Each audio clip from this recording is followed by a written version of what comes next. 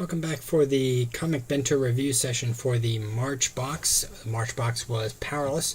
First up is Project Superpowers, Black Cross, rated T+ from Dynamite by Warren Ellis and Colton Worley. Reprints Project Superpowers, Black Cross 1 through 6, 160 pages, $19.99 price on the volume. Original cover price for those 6 issues would have been $24. Giving it a 7.0. It's not really tied into the Project Superpower stuff that we've seen previously involving Alex Ross that were also in previous boxes. Same characters from the public domain, but not the same take on them, so this was very much self-contained. Really enjoyed this one a lot because it was very different. 7.0, if I didn't mention that already. One of the things I thought was kind of cool about this from a printing nerd standpoint, you've got some UV coating glossy stuff here in the red, as well as on the back with the panels that are reproduced. But the rest of it, the blue and the black, as well as the black on the back, is what's called soft touch printing. So there's different texture as you go through. You can run your finger across here and you've got a different feel as you go across the red and the blue stripes here from the Spirit of America. That was a very cool printing thing. Not everybody's going to be as into that as I am, but I thought that was a very neat aspect of it. So I enjoyed this one. It's a very good story. It's self-contained. Ties into a little bit in terms of the same characters as some of the previous stuff that we've seen from Comic Bento, but not entirely. So enjoyed that one a lot. Move to the next one. Ordinary.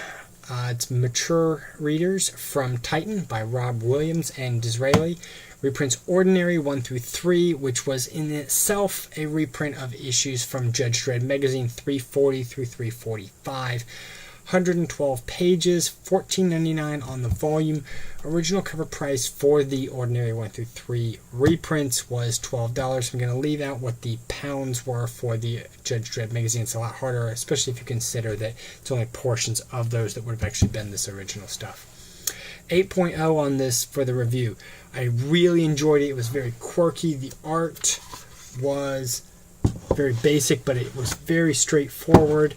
I loved some of the ways that characters had these interesting things that were their power manifestations. So you had a lot of really freaky things involved, similar to the way that there were just very crazy things going on in the Shudder volumes from Image. I really liked that aspect of it. It was a very interesting story, but when it came down to it, it was about a guy just trying to go pick up his kid from school. So I love this story. Definitely worth the read. 8.0 again on that one. Third volume in the book was Ninjak, Volume 1, Weaponeer. It's rated T+ from Valiant by Matt Kint, Clay Mann, Seth Mann, Juan Jose Rip, Butch Geis, and Brian Thies. This reprints Ninjak 1 through 5. 176 pages. Original cover price would have been $20, but you get a deal on this because as other volumes from Valiant have been, Volume 1, $9.99. Good value on the total trade value. Giving it a 3.5 because unfortunately it was a good read, but a lot of this really was going to be something that tied into the overall Valiant universe. I wasn't as crazy about that aspect of it, but it was an interesting read. For the $9.99, worth it. If you can't get it for that price or lower, don't bother. If subsequent printings are higher, this isn't worth getting into unless you're really, really invested in the Valiant universe. Last up is Stumptown, Volume 2. The Case of the Baby in the Velvet Case. It's not rated, from Oni. Greg Rucka wrote it. Matthew Southworth did the art. It reprints Stumptown, The Case of the Baby in the Velvet Case, 1 through 5, 152 pages, $29.99. Original cover price would have been $20. So you're definitely paying a premium for that hardcover format. However, it's not just hardcover. If compared to standard size trade, it's definitely bigger, so you have more real estate involved in the page there. So it's not just that they put it in hardcover. You actually got a bigger page size for that. So the increase on the hardcover, not as severe as it sounds. 7.5 is what I'm going to give it. It was a very enjoyable story.